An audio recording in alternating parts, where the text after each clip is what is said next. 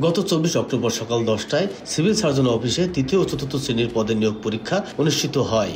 এর আগে গভীর রাত থেকে সকাল 8টা পর্যন্ত জেলা সদর হাসপাতালের আরএমও ডাক্তার হোসেন ইমামের বাড়িতে বেশ কিছু শিক্ষার্থীকে দেখতে পান স্থানীয়রা। বিষয়টি সন্দেহ হলে স্থানীয়দের সহায়তায় সাংবাদিকরা ঘটনাস্থলে এসে ভিডিও ধারণ করেন। সামাজিক যোগাযোগ মাধ্যমে ভিডিও ছড়িয়ে পড়লে শুরু হয় সমালোচনার ঝড়। স্থানীয় ছাত্র সংগঠনের নেতাকর্মীরা সিভিল সার্জন অফিসে তালা পর্যন্ত ঝুলিয়ে দেন। নিয়োগ পরীক্ষায় কারচুপি তদন্তের স্বার্থে সিভিল সার্জন রোববার পরীক্ষার ফলাফল কার্যক্রম স্থগিত করেন। পরের দিন সোমবার বিকেলে বিক্ষুব্ধ পরীক্ষার্থীরা কুষ্টিয়া জেনারেল হাসপাতালের আবাসিক মেডিকেল অফিসারের উপর চড়াও হয়।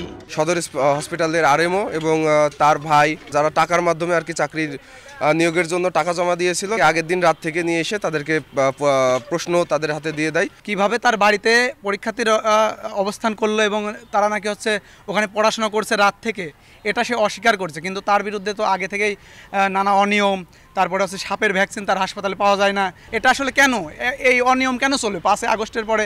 আমরা তো আসলে এই অনিয়মের বিরুদ্ধে। আমরা তো এই যে পরীক্ষা হবে, ছাত্ররা ভালোভাবে পরীক্ষা দিবে, তারা চাকরিতে নিয়োগ পাবে, এগুলো স্বচ্ছ হবে, কিন্তু এই স্বচ্ছতা নেই কেন এখনো?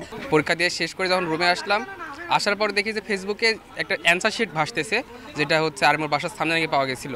তো সেই অ্যান্সারগুলো দেখি যে হুবহু প্রশ্নের সাথে মিলে যাচ্ছে।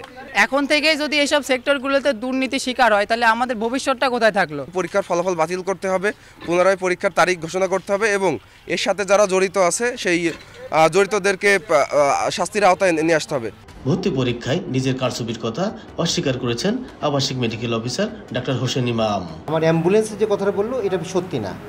আমার ক্লিনিকে তারা ছিল, আমার বাসাতেও তারা ছিল। এই ব্যাপারটা আমি পরে জানতে পেরেছি, কিন্তু অ্যাম্বুলেন্সের ব্যাপারটা সঠিক না। তবে নিয়োগ পরীক্ষার কারচুপির কিছু নমুনা পাওয়ার কথা স্বীকার করেন স্বাস্থ্য বিভাগের অতিরিক্ত মহাপরিচালক। এই অভিযোগগুলো আমরা পেয়েছি, আমরা দেখতে চাচ্ছি যে অভিযোগগুলোর সত্যতা কতটুকু, এবং একই সাথে আরেকজন ওনার ওই চিকিৎসা কর্মকর্তার সম্ভবত আত্মীয় আরেকজন এটার সাথে সম্পৃক্ত।